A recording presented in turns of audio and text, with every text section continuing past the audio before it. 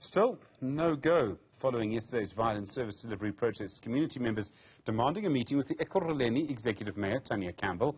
They say that the cost of living cannot continue to go up. Our reporter Ahmed Kajee is there. He was there yesterday as well. Ahmed, good afternoon to you. What's the situation there this afternoon?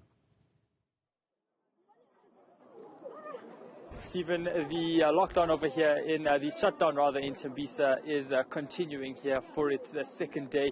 We're at the entrance of the Hospital View area in Tembisa. This particular area, the essential services are continuing.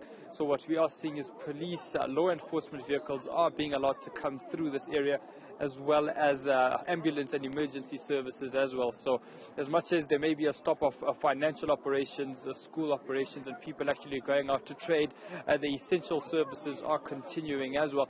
But the roads seem to continue to be blocked. I'm just going to step out of shot so you can see exactly what's taking place. This particular part of what was burning tires actually started out last night and more or less continued throughout the evening.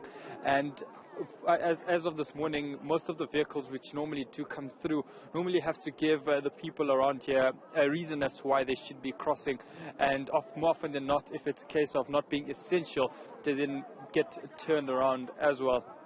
But a big part of what we are seeing with regards to this dynamic as well is often with these kind of events and these kind of protests, there is normally the element of alcohol as well. So the aggression with these particular residents tends to be a lot higher as well. So over here right in front of you, if one has to come off at the Ruth First Drive entrance, that's just next to the R21 towards the Olifantsfontein off-ramp.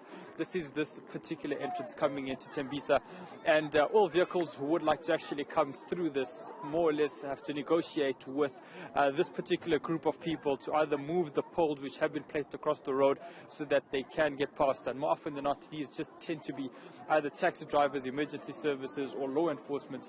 All other vehicles such as media personnel or private citizens who would like to get inside in some way or form either have to walk in and then still have to negotiate their way through this particular area to get into Tembisa.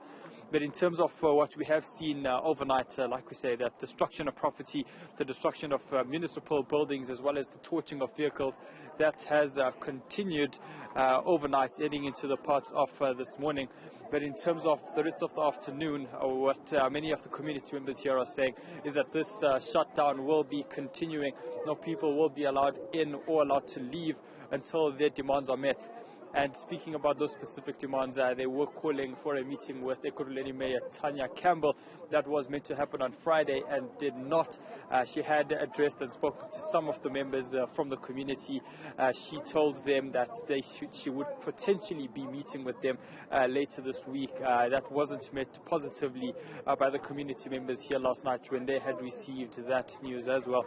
But I think one important thing to note when it comes to this particular shutdown is that there is no true community or no true leader or leadership with regards to this particular shutdown. So at different parts of Tembisa, the dynamic may be different. So towards the Winnie Mandela region compared to the Hospital View region, there may be a completely different dynamic and different kind of protest or shutdown which you would be seeing. Perhaps more aggressive, perhaps less aggressive, perhaps maybe even having more destruction of property as well.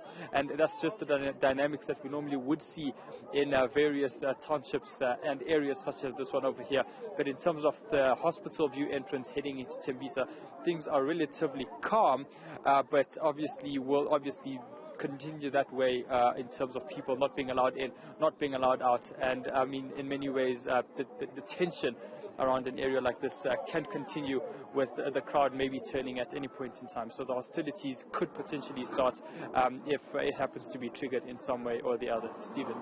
Kajee, for that live update. Thank you very much indeed. Just a reminder of how serious that situation in Tembisa actually is.